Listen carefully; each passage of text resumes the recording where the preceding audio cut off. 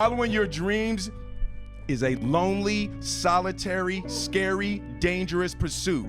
You can't wait for somebody to think you can do it. Nobody knows but you. You can't get advice on what you should do with your life, right? Nobody knows what you are. As much as you want people to agree and you want the people around you to be supporting your dreams and all, it's not gonna be like that all the time. You gotta do it alone. People come along because your belief is so insane, that your belief is so strong that makes people be like, yo, this crazy ass. Don't ever let somebody tell you you can't do something. Not even me. All right? All right. You got a dream, you got to protect it. People can't do something themselves. They want to tell you you can't do it. You want something, go get it. Period. The people that you spend time with are going to make or break your dreams. Everybody don't deserve to be around you.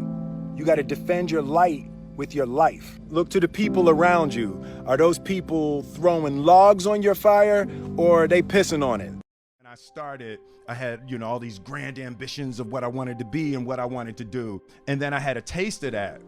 And I realized that even though I had achieved all those things, on the inside, I was still that same insecure little boy that was trying to prove something to my father and all of that, and that you can't achieve your way out of your, childhood wounds and traumas. So then I made the shift, and what I realized is that the only sustainable mission throughout your whole existence is to improve lives.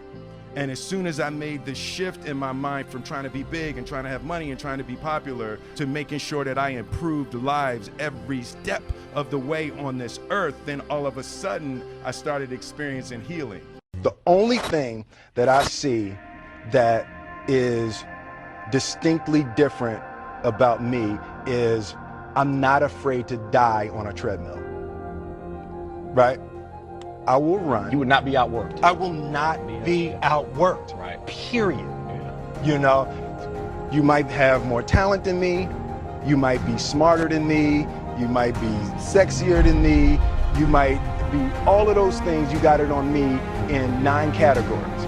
But if we get on the treadmill together, right, there's 2 things. You're getting off first, or I'm going to die. It's really that simple.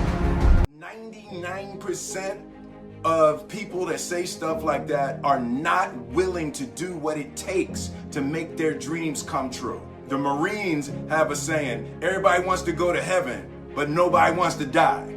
And that's just real. At the center of bringing any dream into fruition is self-discipline. Every day, we are choosing shit that's not in our own best interest. Right? So if the world is attacking you and the world wants to fight you and the world's trying to hold you down, so you're going to kick yourself in the balls? So you're going to stop yourself from getting what you dream. Self-discipline is the center of all material success. You cannot win the war against the world if you can't win the war against your own mind. It's always a little bit frustrating to me when people have a negative relationship with failure.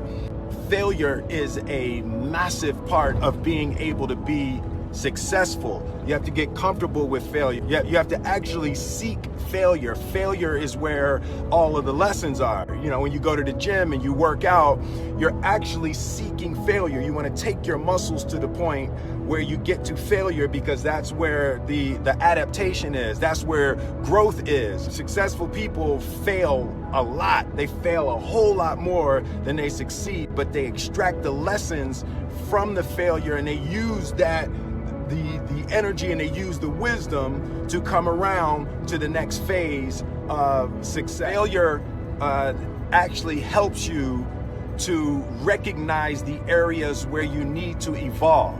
So fail early, fail often, fail forward. Nobody knows but you. You can't get advice on what you should do with your life, right? Nobody knows what you are. Like even sometimes you don't really even know what you are. You got to take your shot. And it's like, as much as you want people to agree and you want the people around you to be supporting your dreams and all, it's not going to be like that all the time. You got to do it alone. A lonely, scary, dangerous pursuit, and you got to be willing to risk everything to become that seed of what you believe is in there. You got to be fearless. You got to be relentless. When we say goodbye, we can't know if this is the last time we will ever see. You should never greet someone casually or say goodbye to someone casually. And that lesson came from that experience. Every moment was so rich. Every time we saw each other, and every time we said goodbye, we made sure it was a good, thorough, full goodbye. That's how you're supposed to live every day anyway. Every time you leave your house could be the last time. That kind of presence, that kind of attention, that kind of recognition that tomorrow's not promised. You don't try to build a wall. You don't set out to build a wall. You don't say, I'm gonna build the biggest, baddest, greatest wall that's ever been built. You don't start there. You say, I'm gonna lay this brick as perfectly as a brick can be laid. There will not be one brick on the face of the earth that's gonna be laid better than this brick that I'm gonna lay in this next 10 minutes. And you do that every single day. And soon you have a wall. And soon you have a wall.